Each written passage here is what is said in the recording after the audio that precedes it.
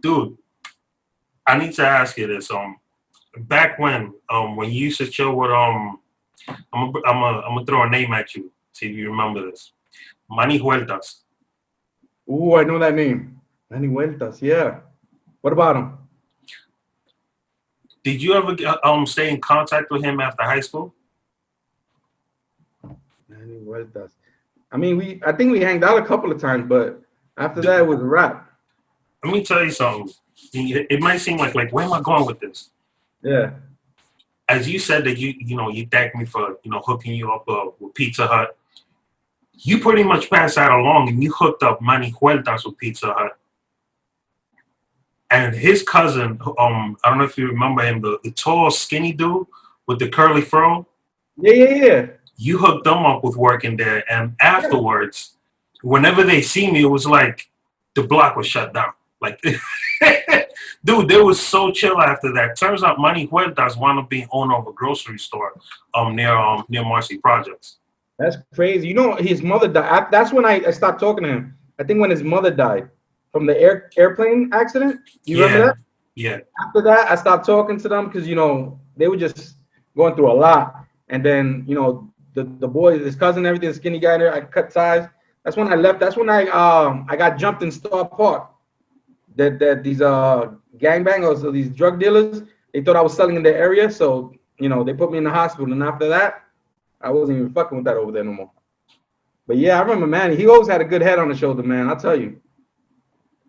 Yeah, man. For a minute, he did become a bit of a hothead, but then he dialed back and decided, you know what, I'm just gonna take over this bodega and make this money, see what I can make for myself. God bless him, man. He always had a good heart, for real. Now, my thing is, as much as it might be a bit of a stretch, but who knows? Maybe the history would have been different had you not tried to hook him up with that job. Would he still have gotten out of that hothead realm that he was in? As smart as he was, Yeah, nah, he was still gonna be fighting, smoking, doing his thing. You know? but overall, dude got his shit together and he got himself a grocery store and did his thing. I mean, it wasn't always like that for a lot of dudes back in Bushwick, but it's a miracle for some people that made it past 21. It's insane. Do you remember Prieto? Damn. Nah. It's horrible because he knew everybody in the freaking school, and he went to the army afterwards, and he wound up doing like 8 years or whatnot. Sorry, not army, Marines. But I Wow. never knew what the fuck his name was.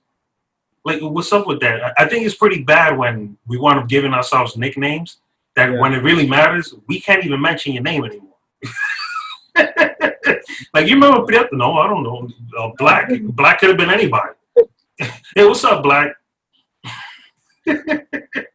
My first day in Bushwick, I was in the schoolyard playing handball, and the person I was playing, I was like, "Oh, damn! Like you're good. You're from competition." And he's like, "Oh, you good too?" And I'm like, "So what's your name?"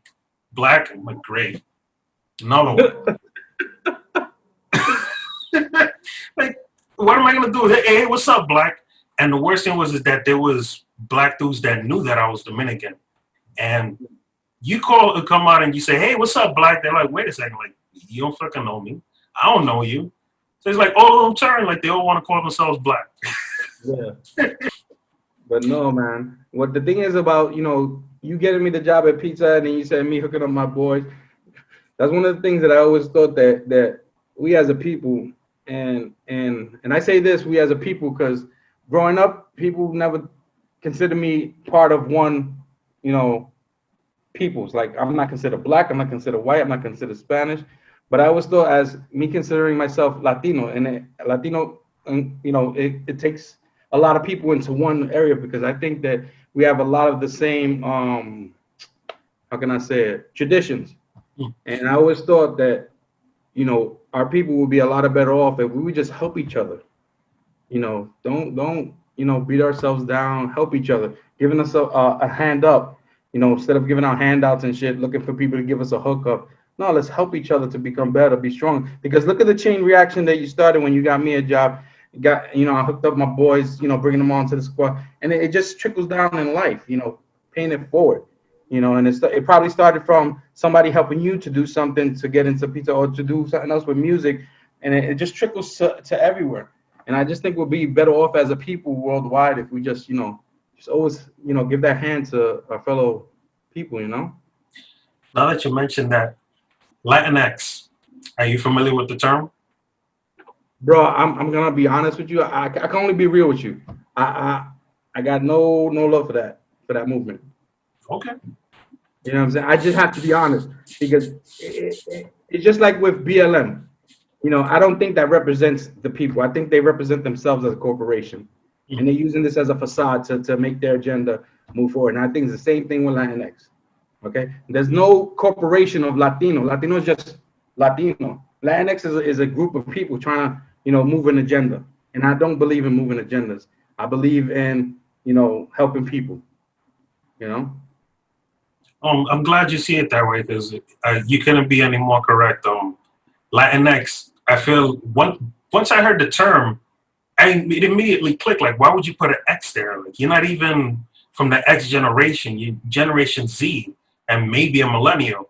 Well, Yeah. Generation X, that was way before you guys. Like, are you trying to erase anything prior to to Generation X? Like all the hard work that was done in the Latin community since the boomers. You know, Hmm. the bodegas that were owned by Dominicans, Puerto Ricans, Colombians, Ecuadorians, and Hondurans, and all sorts of Latin America and Spanish-speaking Caribbeans, even Cubans.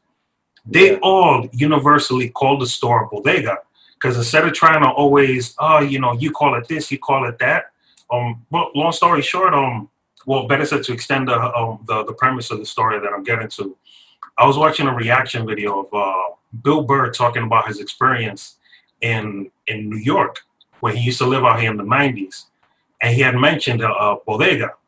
Then the people who were reacting to it were talking about that what's a bodega? But that's like a New York thing. Yeah. I elaborated that this is the history of like New York Latinos that universally just used to call it bodega. It was like, why get into the argument of, you know, Dominicans call it this way, Puerto Ricans call it that way. Dude, not even 20 minutes after I put up that comment, someone came on and was like, no, well, Mexicans don't call it bodega. Yes, they do. Sorry. Yes, they do. And I'm like, did you live in New York, in Brooklyn in the '90s or in Manhattan or whatnot in the '90s? Like, we're talking about the premise of the story. Yeah. We can't start erasing the history of Latinos in New York, just like we can't change the history of Latinos in any other different states. Because as much as we were vibing big time in New York, it wasn't always like that for a lot of other states with Latinos. Yeah. But they took the example from us to try to really be more united. In fact, dude, that extends all the way to like to like Canada. A lot of them, the Latin community in Canada, a lot of them used to be New Yorkers. Same thing goes for Chicago, Yeah. and they took that they coined that background of we're all universally Latino because I'm not better than you and you're not better than me, and that unites us. You know, even if we suck at our history, but the history that we're making here in the United States, we're not Yeah. gonna pretend like none of that existed. But that, it's crazy too because I don't understand why you need to create another movement, right? To talk about your people here and now when your people from the past were Latino is so inclusive, Theo. Like you know this. Yeah, We have gays, we have transsexuals, we have everything. That's why when I hear about the LGBT movement, I'm like, Latinos been having that for like years. We hello. support all our type of people. Look at our music. We have gay musicians. We support all of that. So that LGBT movement, I'm like, nah, that's suspect. Y'all moving an agenda because Latinos been having that for years before I was even born. Like I don't want to hear none of that. You know? Oh, word up, man. Now that you mentioned that, I mean, dude, you're touching on so many bases right now. LGBTQ, if they were so inclusive with their pride parades, how come they didn't include black people, you know, in their pride parades? Thank Atlanta wound up making their own parade. Dude, that shit was cool. I was looking at it, I'm like, wait a second. No, I never thought of it that way. Like, oh shit, I knew you guys were not that inclusive. I know y'all type racist, but damn, like even black gays realize, like, hold on, we need to make our own shit. We tired L- of yeah, I'm telling you facts right now. LGBT has no love for straight black males, and that's a fact. You look Mm, into it. I'm telling you right now. Just like BML, BLM, they got no love for straight black males that hold down their household, that have a wife and take care of their children. They want a non-nuclear family. I looked at their shit. Their agenda is whack. Like I don't support none of that. Ain't nobody crying over the dead babies in Chicago. Ain't nobody crying about the dead men trying to take care of their families in Chicago. mm, Get out of here, man. I don't want to hear none of that. All Black lives matter. All lives matter. You know, one is not one against the other. You know, once y'all start fighting for the dead children, I'm on your back. I don't care nothing. Above everything else, I believe in protecting children. And when you put one agenda in front of children, we got a problem. You're lying. You're moving an agenda. You know. mm-hmm. No, word up, facts, man. Me, and I'm not one. I don't use that much. Like, oh yeah, facts. But you know, just to keep it a lighthearted and whatnot. Like facts. Yo, he's spitting bars, bars. But on the real tip, dude, Black Lives Matter when they first start coming around and people started becoming very evident that Black Yeah. Lives Matter is like picking up in their movement. I was kind of for. I was like, oh, this makes sense. Like they stand up for, you know, people aren't paying attention to the Black lives that are being killed, and people are treating them as less than. I'm like, okay, cool. I'm on board. The instant that started changing, and they started saying, oh, it's all about police brutality. It's like, wait a second, you can't flip flop. Once you start doing that, I smell bullshit. And you Yep. and I both know this. When you from the hood and you hear the stories, exactly, the stories start to change. I smell shit. If I smell shit, it is bullshit. And nine Exactly. out of 10 times, it's exactly that. If you can't go to the source of it and the story doesn't remain the same, it's phony. It's not real. Nah, man, I'm telling you, it's a shame that because when it first started, I was like, hell yeah, Black Lives Matter. All these damn people killing people. I'm like, yeah, you know. And then, but when it started getting specific and then going left, and now trans lives matter. I'm like, what? What are you talking about? I thought it was BLM. Now we're fighting for black trans lives. I'm like, it's the same shit. When you start moving around and changing your story so much, like you said, it's bullshit. You know.